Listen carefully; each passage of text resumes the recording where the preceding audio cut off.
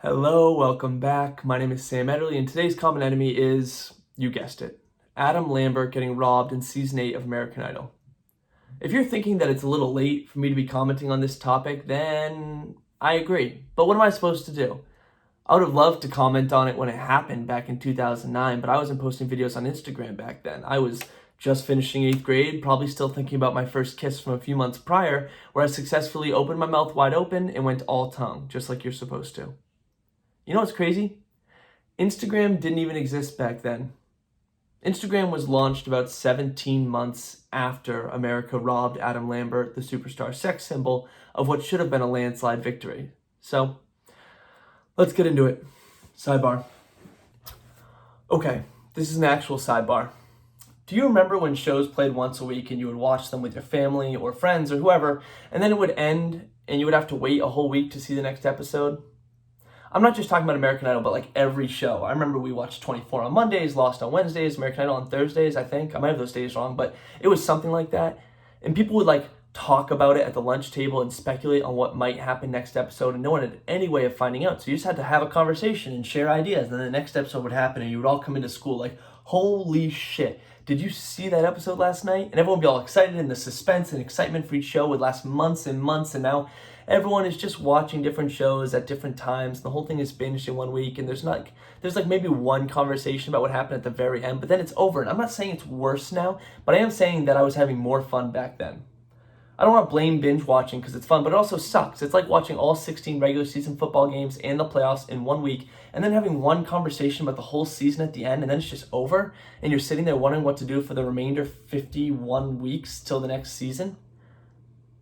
I haven't heard anyone really make this comparison before to sports, but I think that's valid. That has some legitimacy.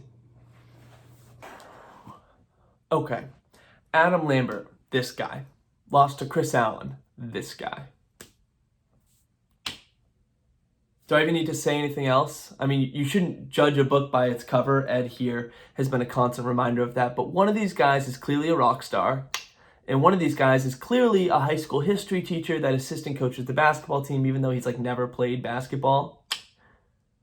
I can pull back on the insults a bit and agree that we shouldn't, judge people based on appearance, even though we all judge people based on appearance. But let's talk about their voices. Chris Allen, he can sing. I'm not saying he's a bad singer. He can sing better than me, significantly better.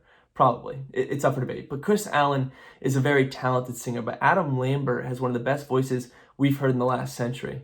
Meatloaf, a real person, he's a singer, rated Adam's voice in the company of only two other people, Whitney Houston and Aretha Franklin. Heard of them? Pharrell Williams, famous singer, also he discovered Maggie Rogers. He was a guest teacher at an NYU class. If you haven't seen the video, look it up. Look up like Pharrell and Maggie Rogers in Google, Pharrell, I think. You won't regret it. Anyways, Pharrell Williams said about Adam Lambert, this kid has a voice like a siren. There's no guy singing in that Steve Winwood, Peter Cetera range.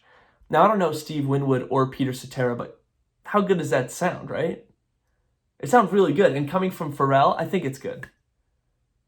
I'm going to assume it's good. Sidebar. How great was Taylor Hicks? You remember that guy? Crazy Little Thing Called Love, Leave On. He crushed everything he sang. That was the same year as Katharine McPhee, Chris Daughtry, and Elliot Yamin. Season 5 was like talent central. I really don't know who my favorite was, but didn't Daughtry leave because some band offered him the lead singing role and said they would name their band after him?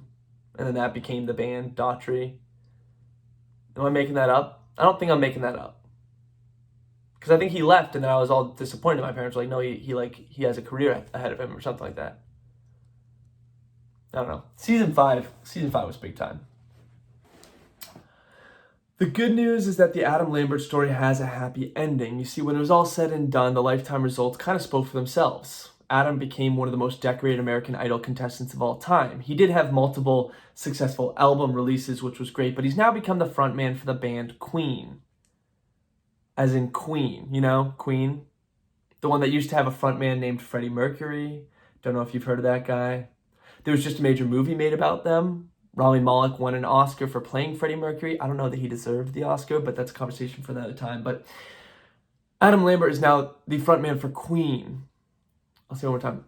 He sings for Queen. The point is, Adam's post-Idol life has been a little more impressive than whatever that Chris Allen guy and his songs are doing. If he even has songs, I have no idea. No offense to Chris Allen, I'm sure he's nice, but I mean, look at this guy.